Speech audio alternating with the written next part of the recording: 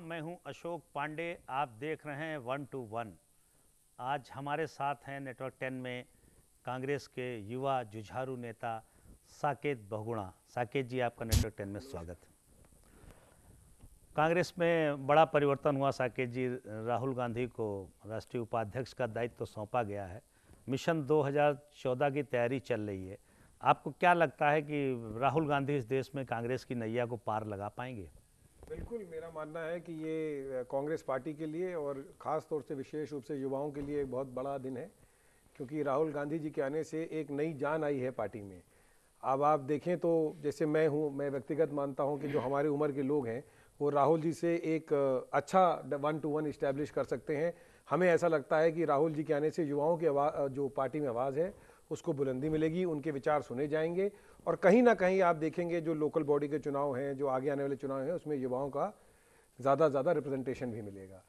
तो उनके आने से एक जो साइकोलॉजिकल और मॉरल पार्टी का हाई हुआ है मोरल, तो उसका फ़ायदा हर चुनाव में हमें आगामी में मिलेगा। आपको क्या लगता है कि कितना फायदा राहुल, अभी 9 राज्यों में चुनाव होना लोकसभा के पहले, क्या उम्मीद करते हैं? देखिए, मैं इनको चुनाव के आंकड़ों से अलग रखता हूं, क्योंकि राहुल गांधी जी ने कांग्रेस के अंदरूनी मामले में उन्होंने हमारी कमान उठाई है।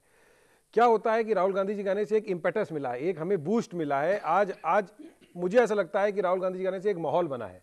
अब ये बहुत निर्भर करता है कि हम उन अच्छे कैंडिडेट्स को चुनें जो इस माहौल को आगे ले जाकर जीत में परिवर्तन कर सकें। तो राहुल गांधी जी जो काम करते हैं वो ये काम करते हैं कि वो एक हमें अच्छे आइडियाज़ देते हैं, एक सुझाव देते हैं, एक पार्टी में डिसिप्लिन लाएंगे और उस डिसिप्लिन के और उनकी छवि को चलते जो हमें लाभ मिलेगा वो कैंडिडेट्स को उठाना है। तो ये हमारी व्यक्तिगत जिम्मेदारी रहेगी कि हम उनको लेट डाउन ना करें। और पार्टी के लिए मुझे व्यक्तिगत रूप से ऐसा लगता है कि पार्टी उनके 2014 में उनके नेतृत्व में बहुत अच्छा करेगी। नहीं साकेत जी, ये बड़ा सवाल ये है कि राहुल गांधी को ऐसा सरकार चलाने का या कोई मंत्रिमंडल, कोई विभाग चलाने का ऐसा कोई अनुभव नहीं है। वो उनको एक परिवार की विरासत है। दूसरी तरफ राजनाथ सिंह, नरेंद्र मोदी जैसे अनुभवी लोग हैं जो अपने दम पर कई बार चुनाव जीत कर, लड़कर अब राज्यों में सरकार बनवा कर आए हैं। तो आपको नहीं लगता है कि ये यौवन बनाम अनुभव की लड़ाई में कौन भारी पड़ेगा? देखिए, मैं ये नहीं मानता कि देखिए राहुल जी का बहुत अनुभव है, और बल्कि यदि आप जो कह रहे हैं युवा बनाम जो अनुभव आप कह रहे हैं, उसमें मेरा मानना है कि देखिए अनुभव राहुल जी को भी बहुत है। वो 2 बार पार्लियामेंट में आ चुके हैं और मेरे ख्याल से भारत के एकमात्र नेता हैं जो शेड्यूल कास्ट, चाहे एससी बस्ती हो, चाहे युवाओं के कॉलेजों में जा चुके हों, हर वर्ग के लोगों के लिए, चाहे किसानों की लड़ाई हो। आप देखिए, जब मनमोहन सिंह जी की सरकार ने किसानों को कर्ज माफ़ किया था, उसमें उनकी बहुत बड़ी योगदान थी, उनकी बहुत बड़ी भूमिका थी। आज मनरेगा है, नरेगा है, जितनी सोशल वेलफेयर की, समाज कल्याण की हमारी स्कीमें चल रही हैं, उसमें उनका सारा योगदान रहता है। उनके ऑफिस से उनके अपने विचार जो होते हैं मंत्रिमंडल में जाते हैं, तो उनको भी बहुत अनुभव है। और पिछले 10 वर्षों में वो जनरल सेक्रेटरी रहे हैं, पार्टी के 2 विंग्स को उन्होंने लीड किया है। वो जरूर है कि एडमिनिस्ट्रेटिव एक्सपीरियंस नहीं है, बट पॉलिटिकल एक्सपीरियंस जो आज राजनीति के लिए चाहिए, मैं मानता हूं कि वो उनके पास भली भांति है। नहीं, अभी जैसे 9 राज्यों की बात हो रही है, क्या क्या लगता है कि उत्तराखंड और हिमाचल के नतीजों से कांग्रेस या आपके यूथ नेता ज़्यादा आश्वस्त है कि जिन 9 राज्यों में चुनाव होना है? नहीं, बिल्कुल कोई होगा। जमीन पर काम नहीं हुआ ऐसा? नहीं, 9 राज्यों में जो चुनाव है उसमें भी आप देखेंगे कि परिणाम जो है कांग्रेस के पक्ष में ही रहेगा। और इन जगहों पे मुझे ऐसा लगता है कि कांग्रेस अच्छा करेगी। और जैसे मैंने कहा कि एक नई शक्ति और एक नई हौसले के साथ हम उतरेंगे, क्योंकि जब आपको एक युवा नेता मिलता है तो आपके अंदर भी एक कुछ कर दिखाने की जो इच्छा है वो ज़्यादा प्रबल हो जाती है। तो इन 9 चुनावों में भी आप कांग्रेस का पिछले चुनाव के प्रतिशत अच्छा देखेंगे। वोट प्रतिशत भी बढ़ेगा और मेरे हिसाब से तो हमारी सरकारें भी आएंगी। नहीं, लोकसभा की किस देश से आप देखते हैं? अन्ना, केजरीवाल, रामदेव, ये तमाम ऐसे फैक्टर हैं जो कांग्रेस पे चारों तरफ से हमलावर हैं। इनका क्या कुछ आप लोकसभा के चुनाव में इनका कुछ प्रभाव महसूस कर रहे हैं? देखिए, मुझे नहीं लगता। मैंने कई बार कहा कि देखिए केजरीवाल जी तो हिट एंड रन केस है, वो फ्राइडे शो है, वो हर फ्राइडे पीछे आते थे। अब तो उनके पास मेरे ख्याल से वो मुद्दे भी नहीं रह गए हैं। और जब चुनाव लड़ेंगे तो उनको भी असलियत समझ में आ जाएगी कि चुनाव लड़ना, टीवी पे बोलना और चुनाव लड़ने में बहुत फ़र्क होता है। पार्टी मुद्दों पे लड़ती है, प्रिंसिपल्स पे लड़ती है। और मुझे नहीं लगता कि केजरीवाल जी के पास ऐसे कैंडिडेट्स भी हैं जो 500 सीटों पर उतारे जा सकते हैं। तो एक आधा की मैं नहीं बात करता, पर मेरी अपनी व्यक्तिगत सोच है कि केजरीवाल जी स्वयं भी चुनाव नहीं जीत पाएंगे। जहां तक आपने अन्ना हजारे जी की बात की, देखिए जब तक वो लोकपाल की बात करते हैं, सब लोग उनके साथ हैं। आप देखेंगे कि कांग्रेस पार्टी ने भी लोकपाल बिल का समर्थन दिया, उन्होंने उसको लोकसभा से पारित भी किया। तो हम उस मुद्दे based politics, issue based politics कोई करता है या इशू कोई अच्छा उठाता है जो जिससे समाज का कल्याण हो, तो कांग्रेस पार्टी ने उसका भी हमेशा समर्थन किया है। आज भी लोकपाल को हमारे कैबिनेट ने पास किया है। तो पर पॉलिटिकली अन्ना हजारे, रामदेव और अन्ना और केजरीवाल का इलेक्टोरल प्रोस्पेक्टिव में मुझे नहीं लगता कि कोई भी इंपैक्ट आएगा। मुझे नहीं लगता कि इनका कोई भी इनसे इन्फ्लुएंस होकर कोई आदमी अपनी वोट देने का निर्णय बदलेगा। नहीं, अभी आपने कहा कि देश के चुनाव मुद्दों पर होते हैं, पार्टियां मुद्दों पर लड़ती हैं, तो क्या लोकसभा 2014 में भ्रष्टाचार कोई मुद्दा होगा? बिल्कुल होगा, भ्रष्टाचार बिल्कुल मुद्दा है। राहुल गांधी जी ने, आपने देखा हो तो चिंतन शिविर में बोला कि भ्रष्टाचार जो है, सोनिया गांधी जी ने बोला कि पार्टी को, जो कांग्रेस के नेता हैं, जो कांग्रेस के अंदर लोग हैं, उनको भ्रष्टाचार से दूर रहना चाहिए, उनको ऑस्टेरिटी ड्राइव में रहना चाहिए, शादियों में बहुत ज़्यादा अपने रिलेटिव्स के, रिश्तेदारों के बच्चों के बहुत ज़्यादा पैसे नहीं खर्चे करने चाहिए। तो ये एक दिखाता है आपको उस परिवार की सोच, और राहुल जी भी इसी सोच को आगे बढ़ा रहे हैं। और ये गर्व होता है हमें कि हमारा जो नेता है वो जिस जिस बैकग्राउंड से आता है, उसके बावजूद वो एक अच्छी सोच रखता है, एक ऐसी सोच रखता है जो युवाओं को प्रोत्साहित करती है, और हम उन्हें प्रेरणा समझ के उसको अडॉप्ट करने की कोशिश करते हैं।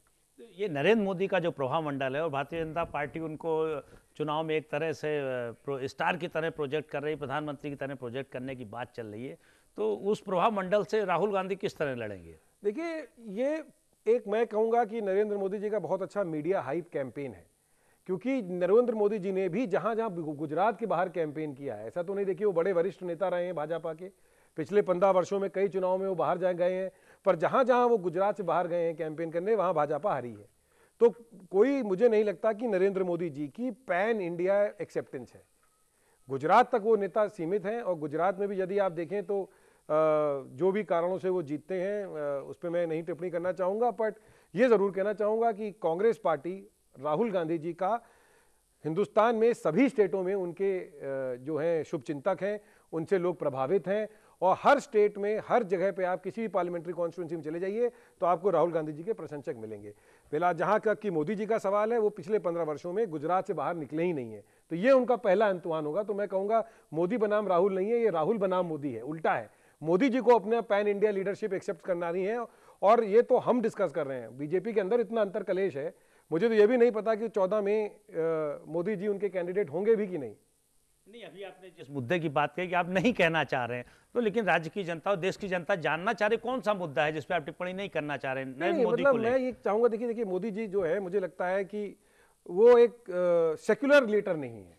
मतलब आज आप देखें जो गुजरात में भी उन्होंने हालात क्रिएट किए, मतलब उस पर जितना बोला जाए उतना कम है। तो वो एक देश की जो हमारी छवि थी, आज भी अमेरिका को, लंदन को साथ उनके 10 साल 15 साल लग गए उनको वीज़ा नहीं मिलने में, तो उन्होंने एक देश की छवि को, भले ही आज वो जितना अच्छा काम कर रहे हो या ना कर रहे हो, पर उनकी वजह से देश की छवि को बहुत बड़ा झटका लगा है, और वो मुझे लगता है कि वो उनके साथ जो दाग है वो आजीवन, जब तक वो राजनीति में रहेंगे वो रहेगा। नहीं, आपकी माने तो देश में सांप्रदायिक ध्रुवीकरण की स्थिति बन रही है? नहीं, बन नहीं रही है, बनाने की कोशिश करी जाएगी। भाजपा अगर मोदी जी को प्रोजेक्ट करती है तो मोदी जी ना चाहते हुए भी वो ऐसी कोशिश करेंगे कि ऐसी स्थिति बने, और इसीलिए राहुल जी जैसे नेता का बहुत जरूरी था उनके सामने उनको प्रोजेक्ट किया जाना, क्योंकि वो एक बैलेंस्ड नेता है, वो एक बैलेंस्ड व्यू की बात करते हैं, सब कम्युनिटी, सबको साथ लेने चलने की बात करते हैं, और उसका लाभ आप देखेंगे कि कांग्रेस को अवश्य मिलेगा। अगर सांप्रदायिक ध्रुवीकरण की स्थिति बनी पूरे देश में, जैसी 90, 92, 93, 94 में थी, तो क्या लगता है आप कांग्रेस अपने कहाँ खड़ा पाएगी? मुझे नहीं लगता ऐसी कोई स्थिति बनेगी, और देखिए वो माहौल अलग था, वो इशू अलग था। इन्होंने जिस मुद्दे को लेकर 92, 94 को जीता, राम मंदिर को, उसको आज छोड़ दिया है। तो जनता बहुत जागरूक है आज की, उन्होंने सारा देखा है, वो सब समझते हैं, और मुझे ऐसा लगता है कि अब गुड गवर्नेंस को वोट मिलेगी। अब उनको वोट मिलेगी जिन लोगों की छवि अच्छी होगी, उनको वोट मिलेगी जो कुछ कर सकते हैं, जिन्होंने कुछ किया है और जो आगे कुछ करने की क्षमता रखते हैं। तो ये वोट फॉर, जो पॉजिटिव वोट जो पड़ने लगी है भारत में डेवलपमेंट को लेके, ये एक बहुत अच्छी पहल हुई है, और अगर ये, मैं चाहूँगा कि यही आगे भी क्राइटेरिया रहे लोगों को चुन के भेजने के लिए संसद में। देखिए, जैसे केंद्र में कांग्रेस की सरकार के साथ जो सहयोगी दल हैं, बड़ा अच्छा प्रयोग है, सफल प्रयोग है। मनमोहन सिंह जी ने 10 साल सरकार चला दी, 2 सरकारें चला दी, लेकिन इस बार कुछ सहयोगी दल, कुछ मनमुटाव बढ़ रहा है। क्या यूपीए नए दोस्त तलाशेगी, क्या इन्हीं काम चलाएगी? बिल्कुल, कोशिश हमेशा रहेगी। देखिए, जो 7 लोग हैं, हमारी पूरी कोशिश रहेगी कि वो हमारे साथ चलें। आप देखेंगे कि यूपी के किसी भी दल ने, ममता जी को यदि छोड़ दिया जाए, वो भी करीब करीब अभी गई हैं, बाकी सारे दल कांग्रेस के साथ लेके चली है। तो हमारी हमेशा ये कोशिश रहती है कि सर्वसम्मति बने, सब दलों के साथ मिलकर फैसले किए जाएं, और यदि कोई भी नया दल जो कांग्रेस की नीतियों में यकीन रखता है, यूपीए की नीतियों में यकीन रखता है, हमारे साथ जुड़ना चाहता है, तो गर्व की बात होगी, हमें खुशी है। हम बिल्कुल न्योता देते हैं उस हर दल को जो कांग्रेस की नीतियों, यूपीए की नीतियों को अपनाना चाहता है, कि वो आए और हमारे साथ जुड़े। जो लोग यूपीए की नीतियों पर जो पार्टियां भरोसा कर रही हैं, यूपीए कोशिश करेगा वहां नए दोस्त तलाशेगा। भारतीय जनता पार्टी देश में सांप्रदायिक ध्रुवीकरण की जो कोशिश कर रही है, साकेत बहुगुणा की मांग है, तो वो उसमें कामयाब नहीं होगी। वक्त है छोटे से ब्रेक का, आप कहीं जाइएगा नहीं, साकेत जी से बात जारी रहेगी।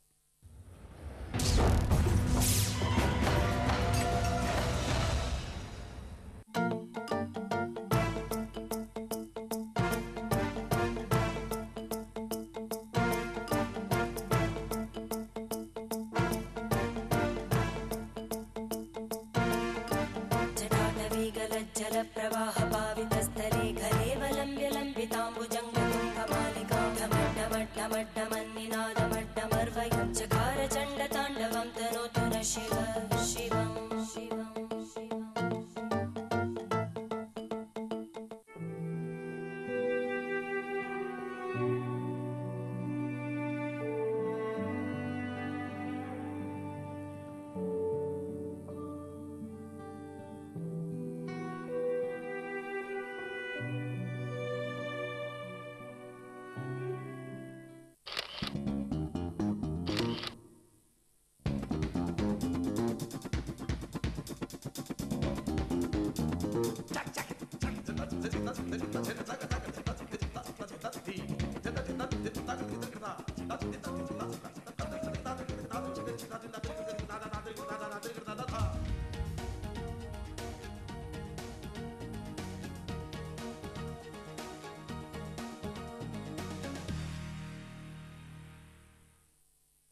बोलने की आजादी तो मिली, लेकिन अल्फाज लबों पर आकर रुक गए। हुकूमत ने ख्वाबों में जीने की आदत तो डाल दी, लेकिन तरक्की चंद गलियों में ही सिमट कर रह गई। राजनीतिक तमाशों के इतर क्यों कभी इन जख्मों पर मरहम लगाने की कोशिश नहीं की जाती?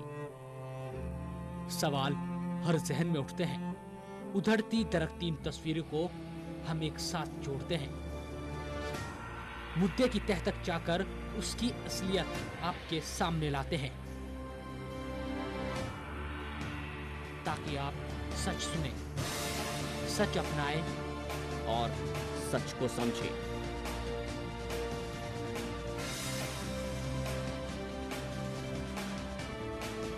खास खबर रोजाना शाम 6 बजे सिर्फ नेटवर्क 10 पर। बद्री केदार की खबर, गंगा यमुना पर नजर, देहरादून की चहल पहल, खटीमा की खोज खबर, सूबे का गांव हो या शहर, हर इलाके की पूरी खबर उत्तराखंड न्यूज नेटवर्क 10 के साथ।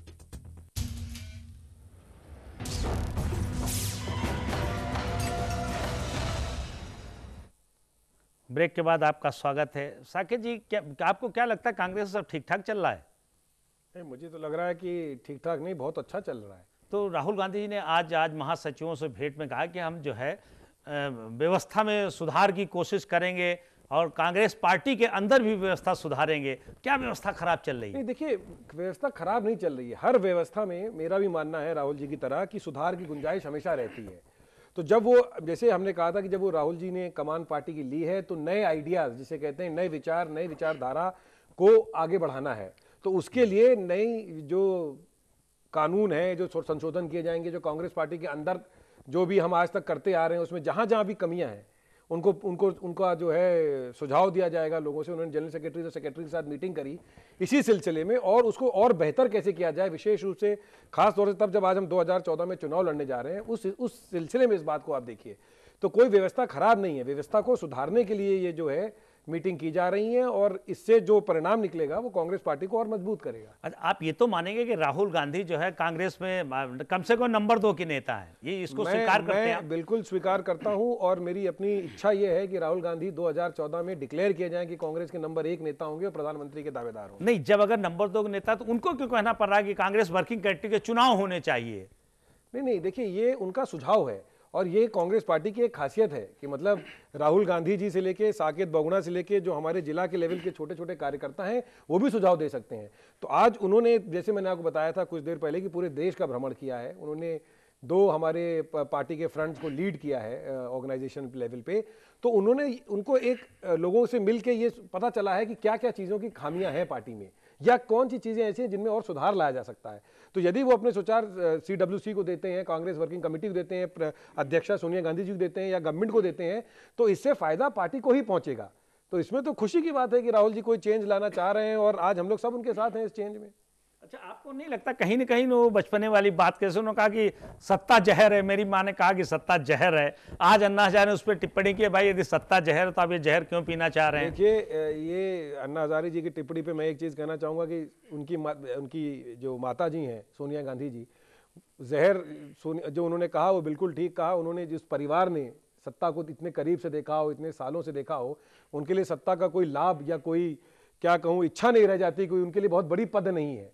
उनके परिवार में कई लोग प्रधानमंत्री रह चुके हैं, और सोनिया जी ने खुद एक पहल करी थी जब 2007 में कांग्रेस की 2004 में कांग्रेस की सरकार बनी थी, तो उन्हें प्रधानमंत्री बनने से कोई नहीं रोक सकता था, और उन्होंने स्व इच्छा ये पद का त्याग किया था और रिक्वेस्ट करी थी कि मनमोहन सिंह जी को प्रधानमंत्री बनाया जाए। तो वो परिवार है, और उसकी हमें इस बात से उनका जो है सीखना चाहिए। ये एक सीख है लोगों के लिए कि जो लेडी प्रधानमंत्री बन सकती थी, उन्होंने मनमोहन सिंह जी को उस वक्त, क्योंकि इकोनॉमी की हालत देख के सोचा कि एक फाइनेंशियल एक्सपर्ट को मौका दिया जाना चाहिए भारत को लीड करने का, और मनमोहन सिंह जी ने 5 साल में भारत की आर्थिक स्थिति को वापस ट्रैक पे लाए हैं। तो वो बिल्कुल जहर है, क्योंकि और ये एक एग्जाम्पल उन्होंने लीड करके दिखाया कि जहर पीना नहीं चाहिए, जो शिव जी जैसे जहर यहाँ रखना भी चाहिए। नहीं, उन्होंने दूसरी टिप्पणी भी की, भाई सत्ता नशा है, और राहुल गांधी भी उस नशे में मदहोश होना चाह रहे हैं। बिल्कुल नहीं होना चाह रहे हैं, वरना आप बताइए, आप राहुल गांधी जी को मंत्रिमंडल में शामिल होने से कौन रोक सकता है? यदि वो चाह लें तो कोई ऐसी ताकत नहीं है कांग्रेस पार्टी के अंदर या कांग्रेस पार्टी के बाहर जो उन्हें मंत्रिमंडल से आने से रोक सकती है। तो ये तो राहुल जी की भी स्वयं इच्छा यही है कि पार्टी का कार्य करें, पार्टी को मजबूत करें, ताकि 2014 में हम ज्यादा सीटें लेके आ सकें और दोबारा सरकार बना सकें। तो जो वो जहर कह रहे हैं, वो उसका एक मतलब ये है, आप जहर का मतलब ये है कि जो एक मैसेज देना चाहते हैं लोगों को, युवाओं को जो पार्टी में आ गए, हम जैसे लोगों को, कि आप सत्ता से कैरिड अवे ना हो जाएं, जमीन पे पांव रखें, और धरातल पे जो कार्य हो रहा है, जो कांग्रेस के कार्यकर्ता हैं उनका सम्मान करें, और कांग्रेस के धरातल के कार्यों को पहुंचाइए।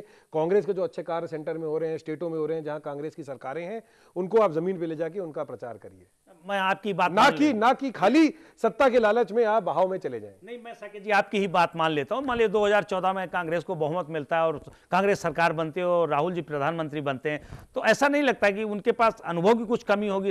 इतने बड़े देश के, इतने बड़े लोकतंत्र में इतनी बड़ी सरकार चलाना, उनके पास कुछ अनुभव की कमी नहीं है? आपको बिल्कुल अनुभव की कमी नहीं होती। और देखिए, कांग्रेस सरकार जो है काउंसिल ऑफ मिनिस्टर्स के साथ प्राइम मिनिस्टर चलाता है, तो आपके यहाँ इतने अनुभवी मंत्री भी हैं आपके साथ, और अनुभव जो है आपका, एक तो अनुभव जैसे मैंने आपको बताया कि 10 साल से वो लोकसभा के MP रहे हैं, 10 साल से जो कांग्रेस की जितनी समाज कल्याण की पॉलिसीज आई हैं उसमें उनका बहुत बड़ी अहम भूमिका रही है। आज आप लोक आयुक्त को भी यदि देखें तो उन्होंने कॉन्स्टिट्यूशनल बॉडी करने की डिमांड करी थी, जो कि बीजेपी ने सिरे से उसको खारिज कर दिया था। तो उनके अंदर पॉलिटिकल एक्यूमेन है, उनके अंदर एक्सपीरियंस है। ये जरूर आपने जैसा कहा, जब वो प्रधानमंत्री हैं बनेंगे, यदि वो बनते हैं, तब ये जरूर जनता देखना चाहेगी कि वो किस प्रकार से कार्य करते हैं, पर अनुभव की कमी उनके अंदर नहीं है। और यदि किसी चीज में उनको जरूरत पड़ेगी भी राय की, मशवरे की, तो इतनी सीनियर काउंसिल ऑफ मिनिस्टर्स होता है जिसमें एक्सपीरियंस लोग होते हैं, आपके पास ब्यूरोक्रेसी होती है, आप उनसे मिल के उनके विचार विमर्श समझ के एक डिसीजन ले सकते हैं। जैसे तमाम विपक्ष के नेताओं ने टिप्पणी की और कुछ खरी खोटी भी कही कि राहुल गांधी निपल पीता हुआ बच्चा है राजनीति में, आपकी क्या टिप्पणी इस पर? नहीं, ये तो 14 में साबित हो जाएगा कि कौन निपल पीता बच्चा है। और मैं उनको बस यही कहना चाहूँगा, यही चेतावनी देना चाहूँगा कि उसको बच्चा ना समझें, क्योंकि ऐसा ना हो कि 2004 में आप उनको हल्के से ले लें और जब रिजल्ट आए तो फिर आप पिछली बार जैसे 2007 में हुआ था अडवाणी जी को प्रोजेक्ट करने के बाद, फिर आपको बहुत बड़ा सदमा या झटका लगे। आपको अच्छा आते हैं कि बहुगुणा जी की सरकार को 11 महीने हो गए हैं जी, आपकी दृष्टि में उत्तराखंड की सरकार कैसी चल रही है? देखिए, मैं कहूँगा कि उत्तराखंड की सरकार अच्छा कार्य कर रही है, पर अभी भी और कार्य करने की जरूरत है और बढ़ने की गुंजाइश है। नहीं, जनता की उम्मीदों पर सरकार कितनी खरी उतरी अगर 1 साल 11 महीने की बात करें? देखिए, 11 महीने में सरकार ने कई अच्छे कार्य किए हैं। और वैसे मैंने आपको कहा कि हमने गैर सैंड की घोषणा करी, जो हमारे यहाँ बहुत पुरानी एक आंदोलन से चली आ रही मांग थी, उसको बहुगुणा सरकार ने पूरा किया है। बेरोजगारी भत्ता जो बहुगुणा जी ने वादा किया था जब मैं चुनाव के दरमियान आपके स्टूडियो में आया था, वो शुरू कर दिया है। उसकी शर्तों को भी रिसेंटली और सरल कर दिया गया है ताकि ज़्यादा लोगों को उसका फ़ायदा उठाया जा सके। सिडकुल 2 की घोषणा हो गई है, वहाँ पे कई इंडस्ट्रियाँ आने लग गई हैं। कॉनकॉर जो गवर्नमेंट की फैक्ट्री है वो वहाँ पे उसने कार्य शुरू कर दिया है। हम आईओसी का बॉटलिंग प्लांट विकास नगर में आ गया है जो जिस पे कार्य शुरू होने जा रहा है। यदि आप देखें वाइनरी पॉलिसी आ गई है पहली बार स्टेट में। उस पॉलिसी से सबसे बड़ा जो लोगों को लाभ पहुंचेगा कि आज उत्तराखंड में सबसे ज़्यादा फल होते हैं और ये हमारे फल हमेशा कोल्ड स्टोरेज ना होने की वजह से बिक नहीं पाते, सड़ जाते हैं। और अब ये जब प्लांट्स लगेंगे, जब ये प्लांट्स लगेंगे तो इससे हमारे फलों को जो सड़ रहे थे उनके उपयोग होगा, किसानों को बेहतर दाम मिलेगा और ये ही लोग वहाँ पे पैसा खर्चा करेंगे कि अच्छी क्वालिटी का फल उगाया जाए। तो इससे ये एक बहुत बड़ा पहाड़ों में उद्योग ले जाने की तरफ पहल की गई है। और मैं स्वयं ये बात जानता हूँ क्योंकि मैं भी कोशिश कर रहा हूँ कि टेहरी लोकसभा क्षेत्र में कोई एक प्लांट वाइन बेस्ड प्लांट विनरी जो है वाइनरी आके सेटअप करें।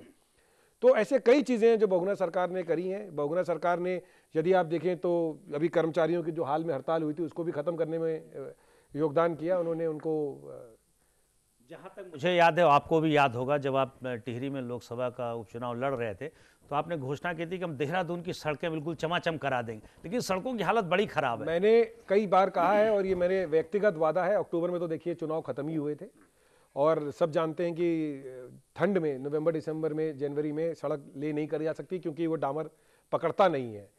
मैं आपके चैनल पे दोबारा ये आश्वासन देना चाहता हूँ कि 31 मई की डेट है, जो 31 मई से पहले हम सारी सड़कें देहरादून की बना के दिखाएंगे। सिर्फ देहरादून शहर की कि नहीं, पूरे टिहरी लोकसभा? मैं तो टिहरी लोकसभा, आपने विशेष रूप से देहरादून का सवाल किया था तो मैं सिर्फ देहरादून के परिप्रेक्ष्य में जवाब दे रहा था, पर पूरे लोकसभा क्षेत्र में आप सड़कों में बहुत बेहतर सुधार देखेंगे। विशेष रूप से आप देहरादून में देखेंगे और मैं 31 मई की एक डेट आपके चैनल में बोल के जा रहा हूँ। ये मलिन बस्तियों को जो मालिकाना हक देने की भी घोषणा की गई थी, विजय बहुगुणा जी ने की थी, वो आपने भी लोकसभा चुनाव के दौरान बात कही थी अपने उपचुनाव के दौरान, वो कहाँ कितना अमली जामला उसको पहना जा चुका? उसमें कैबिनेट से पास हो चुका है। उसमें जो दिक्कत आ रही है कि ये देखना जा रहा है कि कितने जो हमारे लोग हैं किस तरीके का सर्किल रेट लगाया जाए और किस तरीके से उस प्रक्रिया को आगे बढ़ाया जाए। मुझे ऐसा लगता है उसमें कई विचार हुए। मैं स्वयं भी कई बस्तियों में गया हूँ, कई लोगों से वहाँ मिला हूँ, उनके विचार जानने की कोशिश की है कि ऐसी क्या पॉलिसी है जिसका मैक्सिमम बेनिफिट लोगों तक पहुँचाया जा सके। क्योंकि महज एक पॉलिसी बना के हम उसको पास कर दें जिसका लाभ जनता तक ना पहुँचे, उन लोगों तक ना पहुँचे जो जिनको उसका लाभ पहुँचना चाहिए, तो उसका फ़ायदा नहीं होगा। मुझे ऐसा लगता है कि सर्वे भी शुरू हो चुका है जहाँ तक मेरी जानकारी है इस विषय पे, और बहुत जल्द मेरे ख्याल से आप देखेंगे कि मार्च के अंतर ये बस्तियों को मालिकाना हक मिल जाएगा। अच्छा, एक उत्तराखंड के एक नेता की तरह जब आपको देखें तो उस दिन आपने दिल्ली से बात कही थी जिस दिन उत्तरकाशी में दुर्घटना हुई कि मैं मुआवजा राशि बढ़ाने की मांग करूंगा। आज 3 दिन हो गए तो मुख्यमंत्री से आप अनुरोध, आज आप उत्तरकाशी के घायलों का हालचाल देखने पूछने भी गए थे दून अस्पताल में, तो ये जो समय का गैप है, क्या मुख्यमंत्री से आपकी 3 दिन में बात नहीं हुई? मेरी बिल्कुल बात हुई है और मुझे पूरी उम्मीद है, मैं ये कह सकता हूं कि पूरी उम्मीद है कि आप बहुत जल्द देखेंगे कि मुख्यमंत्री जी इसमें करेंगे। आज भी हम लोग उत्तरकाशी के जितने नेता हैं उनसे मिले हैं जाके और उन्होंने आश्वासन दिया है कि जो राहत राशि है वो बढ़ाई जाएगी। तो मुझे लगता है कि घोषणा मुख्यमंत्री जी ही करेंगे, पर हो सकता आज हो सकता कल हो, पर ये घोषणा अवश्य होगी। जो 50,000 की राशि थी मृतकों के लिए, वो राहत राशि बढ़ के 1 लाख करी जाएगी।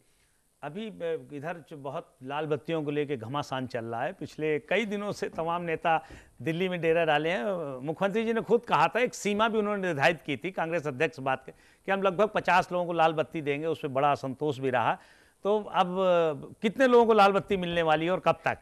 देखिए, ये तो पार्टी हाईकमान का निर्णय होता है और जहाँ तक मुख्यमंत्री जी की बात है, जनरल सेक्रेटरी साहब थे जो चौधरी साहब हैं, उन्होंने इस पर कहा था कि 50 तक वो देना चाहते हैं। पीछे कुछ विधायकों को लाल बत्ती दी भी गई है और मुझे ऐसा लगता है कि पार्टी के जो सीनियर नेता हैं उनको बिल्कुल कहीं ना कहीं एडजस्टमेंट किया जाना चाहिए, क्योंकि कई ऐसे सीनियर लोग हैं जो पार्टी में हैं, जिन्होंने पार्टी के लिए कार्य किया है और किसी कारण से वो चुनाव नहीं लड़ पाए, क्योंकि बहुत लोग चुनाव में लड़ना चाह रहे थे। तो उन लोगों को विशेष रूप से जो चुनाव नहीं लड़े और जो सीनियर पार्टी के लोग हैं, उनको कुछ ना कुछ दायित्व देना चाहिए। ये लाल बत्ती शब्द से मैं विशेष रूप से, मुझे लगता है ये गलत शब्द है।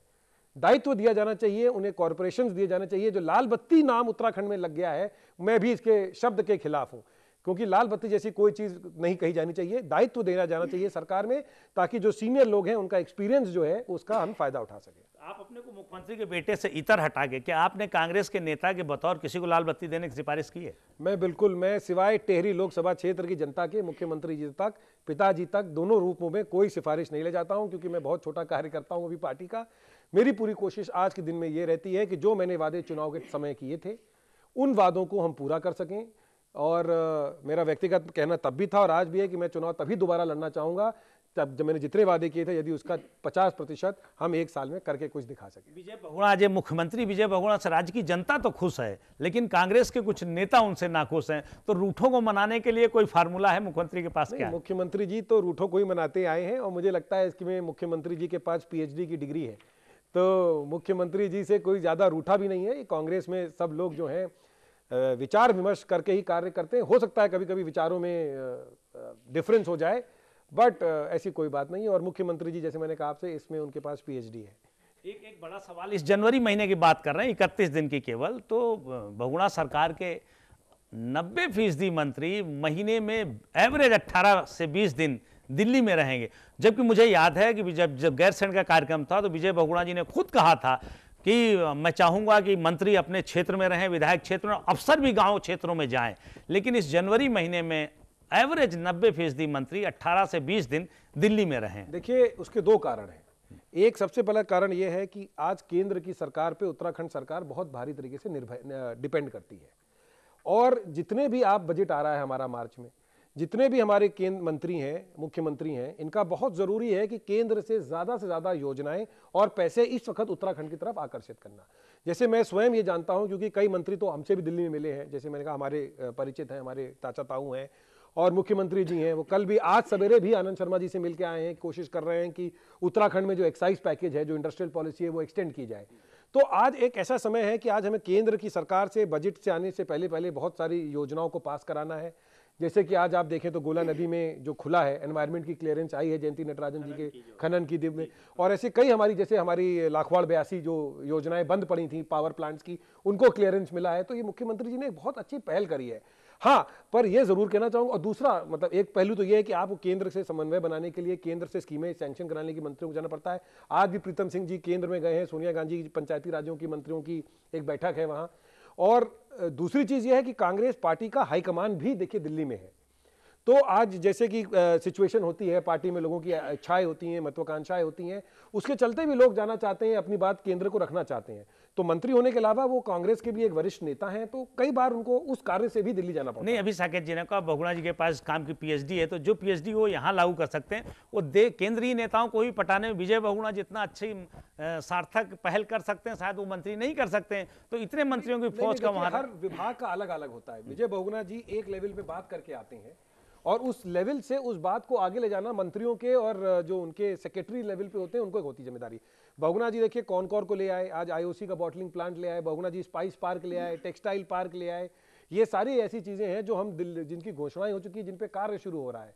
बहुगुणा जी ने एडवेंचर स्पोर्ट्स एकेडमी बना दी। तो कई चीजें हैं जो बहुगुणा जी के स्तर पे करी जा सकती हैं, और कई चीजें होती हैं कि बहुगुणा जी ने एक मंत्री से बात कर ली, उसके बाद जो हमारे रिस्पेक्टिव डिपार्टमेंट्स के मंत्री होते हैं वो उस इशू को आगे ले जाके एक लॉजिकल एंड तक उस कार्य को करवा के लाते हैं। नहीं, मेरे पास जो जानकारी है नेटवर्क 10 के सूत्रों की, कि तमाम मंत्रियों के विभागों में अभी 40% बजट भी नहीं खर्च हो पाया। जब मुख्यमंत्री इसके लिए बहुत चिंतित हैं, वो खुद कई बार कह चुके हैं कि जो बजट है वो लैप्स नहीं होना चाहिए, लेकिन मंत्रियों के तमाम विभागों का बजट जो है अभी तक 40% खर्च हो जाए। इस पे मैं भी आपके चैनल में एडमिट करना चाहूंगा कि ये बिल्कुल ठीक बात आप उठा रहे हैं, और उत्तराखंड राज्य के लिए ये बहुत जरूरी है कि जितना हमारा बजट हो उसका प्रयोग किया जाना चाहिए, क्योंकि ये जनहित का पैसा है। ये पैसा यदि सड़क पे लगाया जाएगा तो इससे जो लाभ है वो आम जनता को मिलेगा। तो क्या कारण है, मैं इस पे तो टिप्पणी नहीं कर सकता, क्योंकि ये सरकार ज़्यादा बेहतर स्थिति में रहेगी। पर मैं इस पक्ष में हूं कि ज़्यादा से ज़्यादा पैसा बजट का खर्च किया जाना चाहिए। खर्च करने के बजाय उसको सही उपयोग किया जाना चाहिए, ताकि उसकी पॉलिसी का जो बेनिफिट है वो आम जनता तक पहुंच सके। नहीं, मुख्यमंत्री जी ने खुद अभी अफसरों की बैठक में सवाल उठाया था कि जब कम समय बचाए फिर बंदर बाट शुरू होगी इसमें। तो जब मुख्यमंत्री स्वयं इतने चिंतित हैं तो जो मिनिस्टर काउंसिल, उसको मुझे लगता है, यदि आप, मुझे नहीं पता किस मंत्री के विषय में हम इतना बात कर रहे हैं, पर मुझे ऐसा लगता है कि मंत्री हमारे बहुत सीनियर नेता हैं। कोई भी कांग्रेस का ऐसा मंत्री नहीं जो कम से कम 3 टर्म का विधायक ना हो। तो सारे, और पहले सब मंत्री रह चुके हैं, ये अपनी जिम्मेदारी समझते हैं। और समय हो सकता है किसी को 30 दिन ज्यादा लगे या किसी को 10 दिन कम लगे, पर सभी मंत्री आपको देखेंगे कि अपना कार्य पूरी तरीके से अच्छा, उत्तराखंड की जनता जानना चाहिए। भारतीय जनता पार्टी की तो तमाम प्रतिक्रियाएं आ गई कि टिहरी की हार के बाद साकेत बहुगुणा राजनीति से हटने का मन बना रहे हैं। राज्य की जनता जानना चाहती है आपकी क्या योजना है राजनीति? भाजपा की इच्छा है, वो चाहते हैं कि साकेत बहुगुणा टिहरी की हार के बाद निराश होकर घर बैठ जाए। पर साकेत बहुगुणा ये आपके चैनल के माध्यम से दोबारा आश्वस्त करता है कि हार के बाद यदि आप अपने चैनल, जैसे आपने कहा आपके पास सूत्र होते हैं, तो यदि देखेंगे कि जिस दिन से रिजल्ट आया है और आज तक में कॉन्स्टिट्यूएंसी में कौन ज़्यादा घूमा है, तो मैं ये दावे से कह सकता हूं कि रानी साहिबा के सामने, महारानी साहिबा के सामने मैं कम से कम 100% से भी ज़्यादा मेरा आंकड़ा निकलेगा। साकेत बहुगुणा हर फ्राइडे सैटरडे अपनी कॉन्स्टिट्यूएंसी के दौरे पे रहते हैं। मैं 14 विधानसभाओं के पे हुआ आया हूं, कार्यकर्ताओं को धन्यवाद दे चुका हूं।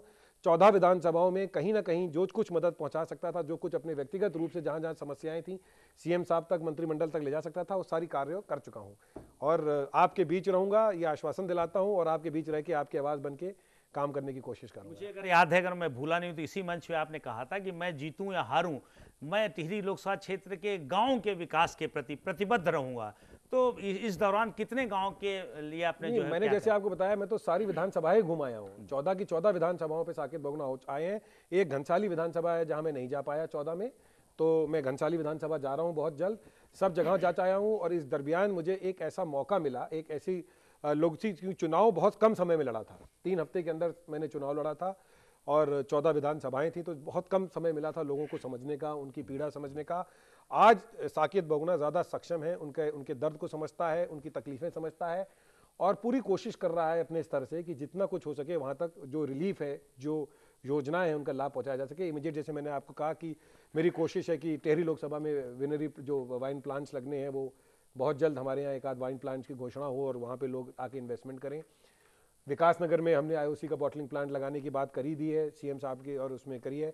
जमुना में जो विकासनगर में बहुत हमारे लोग हैं जो खनन रुकने की वजह से परेशान है, हमारी पूरी कोशिश है कि हम 1 महीने में जमुना में खनन शुरू करा सकें। उत्तरकाशी का जो मोटर मार्ग ध्वस्त था, जब मैंने आपसे उस वक्त कहा था, वो जो है उसका जियो इशू हो चुका है सरकार से। 15 फरवरी से उस मोटर मार्ग पे कार्य शुरू हो जाएगा।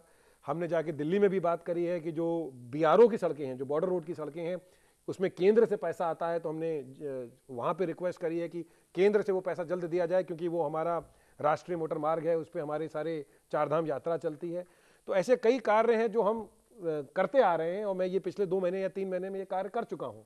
नहीं, जैसे मैं उत्तरकाशी टिहरी अभी दौरा करके आया हूँ 10-12 जगहों का, तो आम आदमी के, जैसे आप देहरादून जिले पर कुछ ज़्यादा दाएं, ये टिहरी उत्तरकाशी का जो रिमोट एरिया है, वहाँ कोई बड़ा उद्योग लगाने की पहल क्यों नहीं हो रही? देखिए, उसमें उस विषय में इंडस्ट्रियल पॉलिसी आने जा रही है। जब तक इंडस्ट्रियल पॉलिसी नहीं आ जाएगी स्टेट की, तब तक लोगों को ये नहीं पता होगा कि पैसा लगाने के पहले उनको किस नीति के अंतर्गत वो लगा रहे हैं। तो मेरे जहाँ तक ज्ञान है, फरवरी के अंदर अंदर इंडस्ट्रियल पॉलिसी स्टेट की आने वाली है और उसके बाद पहाड़ों में आप इंडस्ट्री का जो है झुकाव देखेंगे बढ़ता हुआ। और वैसे भी पहाड़ में इंडस्ट्री लगाना आसान कार्य नहीं है, हमें स्पेशलाइज्ड इंडस्ट्री ढूंढनी पड़ती है। तो उसी प्रकार से एक पहल की थी बहुगुणा सरकार ने वाइन प्लांट्स विनरी लाइसेंस देने की, और उसी आगे अब आप देखेंगे कि और भी जब नीति आएगी तो पहाड़ों में प्लांट्स आएंगे। पहाड़ों में औद्योगिक विकास की नीति तैयार होते ही नए रास्ते खुलेंगे, कहना साकेत बहुगुणा का। छोटा सा ब्रेक, कहीं जाइएगा नहीं, साकेत से बात जारी रहेगी।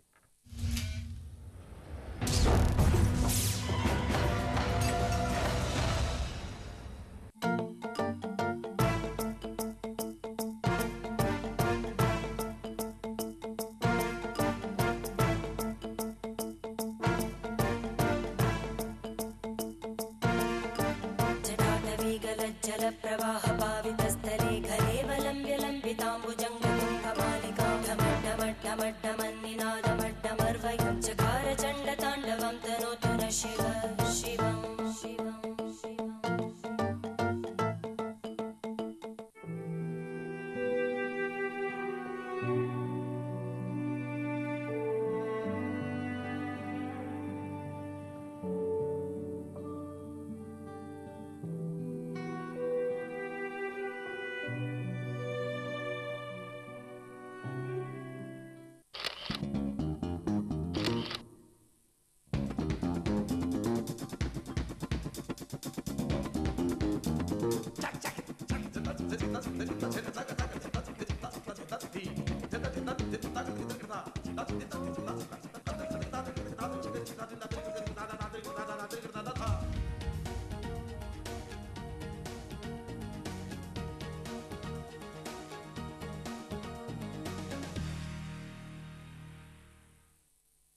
बोलने की आजादी तो मिली, लेकिन अल्फाज लबों पर आकर रुक गए। हुकूमत ने ख्वाबों में जीने की आदत तो डाल दी, लेकिन तरक्की चंद गलियों में ही सिमट कर रह गई। राजनीतिक तमाशों के इतर क्यों कभी इन जख्मों पर मरहम लगाने की कोशिश नहीं की जाती? सवाल हर जहन में उठते हैं। उधड़ती दरकती इन तस्वीरों को हम एक साथ जोड़ते हैं, मुद्दे की तह तक जाकर उसकी असलियत आपके सामने लाते हैं, ताकि आप सच सुने, सच अपनाएं और सच को समझें।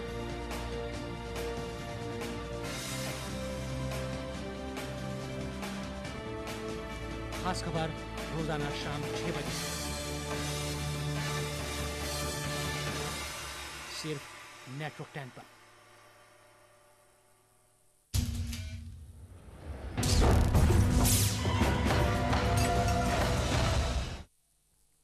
ब्रेक के बाद आपका स्वागत है। साकेत जी, एक दर्शक का सवाल है कि कांग्रेस में सरकार और संगठन में कुछ अनबन सी चल रही है, संगठन के लोग उतने खुश नहीं हैं, आपका क्या कहना है?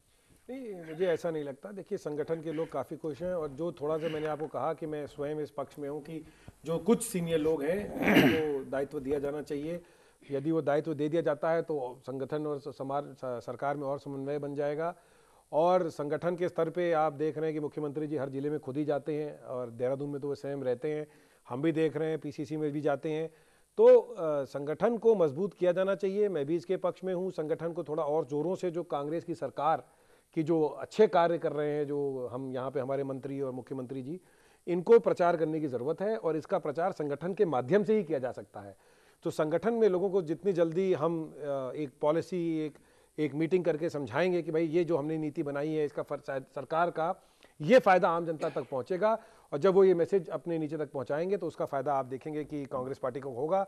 और मुझे नहीं लगता कि ऐसी कोई दिक्कत है कि सरकार में और संगठन में कोई भी अनबन है। अच्छा, महारानी राजलक्ष्मी के सांसद बनने के बाद उनके कार्यों को आप किस रूप से देखते हैं? मैंने तो उनको देखा ही नहीं है, तो मैं, यदि आप मुझे कोई कार्य बता सकें कि उन्होंने किया हो तो मैं उस पर टिप्पणी कर सकूंगा। और एक आध बार ज़रूर मैंने उन्हें टीवी चैनल के माध्यम से देखा है कि शायद वो कहीं टेहरी में गई थी या कहीं नीचे देहरादून में, पर क्या कार्य किए हैं अभी तक, या क्या उन्होंने लोकसभा में बोला है, या क्या कोशिश कर रही हैं। बल्कि एक इस विषय में मैं टिप्पणी करना चाहूँगा। पिछली बार मैंने उनको टीवी पे बोलते सुना कि उन्होंने टेहरी की दिक्कतों को लेते हुए मुख्यमंत्री जी को चिट्ठी भेजी है, और मैं ये आपको दावे से कहना चाहता हूँ कि मुख्यमंत्री जी के निवास पे या आवास पे या कार्यालय में आज तक कोई चिट्ठी उनकी आई नहीं, क्योंकि मैं भी इच्छुक था जानने के लिए कि क्या ऐसा इशू है जो टेहरी की जनता का है, जो उठाया जा गया है। तो इस प्रकार से वो क्या कर रही हैं, कहाँ हैं, मुझे नहीं पता। नहीं तो अगर आपकी माने तो क्या वो जन भावनाओं की कद्र नहीं हो रही है महारानी के? मैं इस पे कोई टिप्पणी नहीं करना चाहूँगा। वो चुनाव जीती हैं, उनके पास 1 वर्ष का समय है, जब तक चुनाव नहीं होता मेरी जो है पूरी उनको सपोर्ट है। वो जीती हुई हैं। हम सब टेहरी के जनहित में कार्य करना चाहते हैं। किसी प्रकार की मदद उन्हें बहुगुणा सरकार से चाहिए हो, तो साकेत बहुगुणा चाहिए हो, तो हम वो मदद करने के लिए तैयार हैं। और मैं चाहूंगा कि वो ज़्यादा से ज़्यादा कार्य इस 1 साल में किया जा सके, जो भी उनके माध्यम से किया जा सकता है। मैं ये नहीं चाहूंगा कि वो घर बैठे या वो कार्य ना करें। अच्छा, सपोज करिए, एक पाठक का, एक दर्शक का सवाल है कि राजलक्ष्मी की जगह आप चुनकर आए होते तो आपने अब तक क्या क्या काम किए होते? देखिए, मैं तो आज बिना चुने आए, जैसे मैंने आपको कई कार्य चुनाए थे जो मैंने कर दिए हैं, और यदि मैं उनकी जगह चुन के आया होता तो सबसे पहले मैं एक कार्य करता कि हर विधानसभा में बैठ के उस विधानसभा में 2 या 3 मीटिंग करके जन लोगों से समझता कि उनकी समस्याएं क्या हैं, क्योंकि मेरे ही तरह उनका भी अनुभव कम था, उनका भी पहला चुनाव था। टेहरी की जनता के बारे में विशेष रूप से जितना मैं जानता था, शायद उतना ही वो भी जानती थी। तो मुझे अच्छा लगता यदि वो कहीं हर विधानसभा स्तर पे 2 या 3 मीटिंग करती, प्रशासन को बुलाती, क्योंकि उनके पास एक पद है, और प्रशासन के साथ बैठ की मीटिंग करके कहीं ना कहीं लोगों को, जनता को मदद करने की उम्मीद, कोशिश करती। और जब एक एमपी स्तर का नेता वहाँ बैठता है तो प्रशासन के लोग भी ज़्यादा कार्य करते हैं। बिलस्पत जैसे मैं जाता हूँ तो मुझे ये मुश्किल का सामना करना पड़ता है, क्योंकि मेरे पास आज कोई ओहदा नहीं है। यदि मेरे पास वो ओहदा होता तो मुझे ऐसा लगता है कि इफेक्टिवली हम ज़्यादा कार्य लोगों के करा सकते हैं। आपको लगता होगा कि जो चुनाव में कुछ न कुछ चूक हुई होगी कांग्रेस के स्तर पर, और क्या यदि वो चूक हुई, कोई गलती हुई है, उससे क्या सबक लिया जो 2014 में कह रहे हैं आप लड़ने जा रहे हैं, तो क्या कुछ सबक? व्यक्तिगत अगर हम टेहरी चुनाव की बात करें तो मुझे ऐसा लगता है कि देहरादून की जनता तक हम उनको ये विश्वास नहीं दिला पाए कि हम महंगाई को और ये जो सिलेंडर है, देखिए उस वक्त हमने कहा था कि सिलेंडर हम लोग कोशिश करेंगे, और सिलेंडर आज अच्छी बात है कि बढ़ाया है, केंद्र सरकार ने जन भावनाओं का सम्मान रखा है। तो हमें ऐसा लगता है क्योंकि बहुत कम समय था तो हम वो बात देहरादून की जनता तक विशेष रूप से पहुंचा नहीं पाए। तो और अब जबकि ये बढ़ गया है तो देहरादून की जनता को ज़रूर ये आश्वासन हुआ होगा कि जो कांग्रेस कहती है वो करने की कोशिश करती है। अच्छा, 5 साल भाजपा की सरकार में जो मुख्यमंत्रियों को लेकर लड़ाई रही है, अब तो कांग्रेस में ऐसी कोई स्थिति दिखाई नहीं दे रही। 1 साल बहुगुणा जी को होने भी जा रहा है। क्या बहुगुणा जी के नेतृत्व में आपको लगता है कि 2009 का लोकसभा का इतिहास 2014 में दोहरा पाएगी कांग्रेस? बिल्कुल, क्यों नहीं दोहरा पाएगी। यदि बहुगुणा जी अच्छा कार्य करते हैं, जिस प्रकार से आज कर रहे हैं उसी प्रकार से करते हैं, और कांग्रेस पार्टी उनके नेतृत्व में चुनाव लड़ती है, तो मुझे पूरा यकीन है कि कांग्रेस 5 के 5 सीटों पे दोबारा जीतेगी। और आज भी मैं जहाँ तक हमारी जानकारी है कांग्रेस को एक एज है, और भाजपा में तो आज भी आप देखें कितना अंतर कलह है। आज उनके अध्यक्ष को लेके नॉमिनेशन हुए, विड्रॉ हुए, आज भी एक असमन्वय की स्थिति बनी हुई है। अभी पता नहीं कि क्या होने वाला है। तो मुझे नहीं लगता कि यूनाइटेड कांग्रेस जो हमारी है, जब वो मैदान में उतरती है, जैसे राहुल जी ने कहा, जिस जोरों शोरों से उतरती है तो उसका लाभ उसको अवश्य मिलता है। और 2014 के चुनाव में, उससे पहले मैं कहूंगा कि आपको ये जो 6 मेयर के चुनाव होने जा रहे हैं मई में, आप उसी का परिणाम देखेंगे कि कांग्रेस इसमें जीत के आएगी। नहीं, एक साकेत जी एक बड़ा सवाल है। मैं जब से उत्तराखंड राज्य में तब से देख रहा हूँ, तिवारी जी को अगर छोड़ दें तो बीजेपी के 5 साल के कार्यकाल के बाद लोगों को राज्य की बड़ी उम्मीद थी कि बहुगुणा जी चीफ मिनिस्टर बने तो अफसरों पर कुछ लगाम लगेगी, लेकिन मुझे लगता नहीं कि 11 महीने में ऐसा हो पाया है। नहीं, मैं आपसे सहमत नहीं हूं, क्योंकि ये एक ऐसा है जो प्रचार चलाया जा रहा है। आप मुझे ये बताएं कि कौन से अफसर के कहने से बहुगुणा सरकार ने कोई कार्य किया हो, या कोई ऐसी नीति हो जो बहुगुणा सरकार चाहती हो और अफसरों के प्रभाव में आके उस नीति को बदला गया हो या डिले किया गया हो। बहुगुणा जी एक जज रहे हैं, विशेष रूप से आप उनका देखिए 2 बार वो सांसद रहे हैं, एक बहुत सीनियर वकील रहे हैं इलाहाबाद हाई कोर्ट के, सुप्रीम कोर्ट के।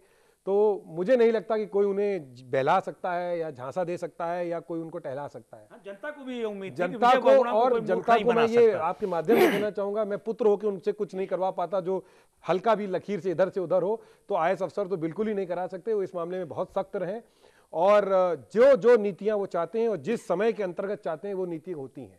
आप देखिए विधानसभा बना गैरसैंण में, उन्होंने कहा है 2 साल में बनेगा तो वो 2 साल में बनेगा। मैं आपको कह रहा हूं कि 31 मई को जब देहरादून की सड़कें बनेगी तो कुछ ना कुछ आश्वासन मुझे बहुगुणा जी के ही माध्यम से मिला है। तो उन्होंने वो एक ब्यूरोक्रेट्स का उन्होंने भी एक हर 14 दिन पे वो एक मीटिंग लेते हैं और वो देखते हैं कि जो घोषणाएं उन्होंने करी जा रही हैं उसका अमल हो रहा है कि नहीं और कितनी हो रही है। तो ये एक प्रचार है जो भाजपा के माध्यम से चलाया जा रहा है, पर इसमें कोई तथ्य नहीं है और इसका आने वाले चुनाव में असर भी दिखेगा। अच्छा, हमारे राज्य का जन्म ही उत्तर प्रदेश से हुआ। उत्तर प्रदेश में आप देख रहे हो उधर अभी मुलायम सिंह ने, शिवपाल ने, अखिलेश सब ने कहा कि अब जितने आईएएस हैं उत्तर प्रदेश में अफसरशाही भ्रष्ट है, आईएएस भ्रष्ट हैं, लापरवाह हैं। उसी राज्य से हमारा भी जन्म हुआ, वही आईएएस हैं लगभग हमारे पास भी उस समय के बहुत से। क्या उत्तराखंड के भी आईएएस के बारे में ऐसी कुछ टिप्पणी? मैं ऐसा इससे सहमत नहीं हूँ और मैं उनसे डिफर भी करता हूँ। मेरी व्यक्तिगत राय ये बिल्कुल उनकी तरह नहीं है।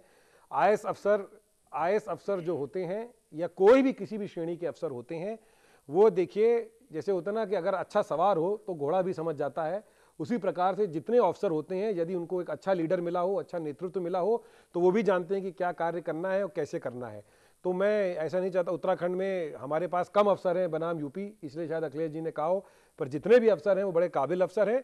और यदि कोई थोड़ा धीरे चल भी रहा है तो बहुगुणा जी के ऊपर है कि उससे भी काम उतनी तेजी से लिया जाए। अच्छा साकेत जी, एक आखिरी सवाल है कि राज्य आज नया साल आ गया है, राज्यवासियों को कुछ संदेश देना चाहें क्योंकि उन्होंने आपने तमाम वादे किए और उन्होंने भी आपसे तमाम उम्मीदें लगा रखी हैं, एक युवा होने के नाते क्या कहना चाहेंगे? मैं नव वर्ष की सबको शुभकामनाएं देना चाहता हूं और ये आश्वासन दिलाना चाहता हूं कि जितने वादे किए थे उस पर खरा उतरने की कोशिश करूंगा।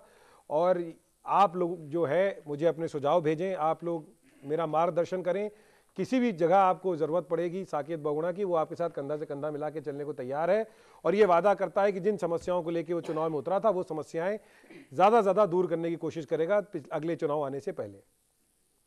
साकेत बहुगुणा की माने तो जो वादे उन्होंने उत्तराखंड की आवाम से किए थे वो सब पूरे होंगे। इन्हीं के शब्दों में, मुझसे न पूछो मेरी मंजिल कहाँ है, अभी तो मैंने चलने का इरादा किया है। साकेत जी, नेटवर्क 10 को समय देने के लिए बहुत बहुत धन्यवाद। इजाज़त दीजिए, प्रणाम।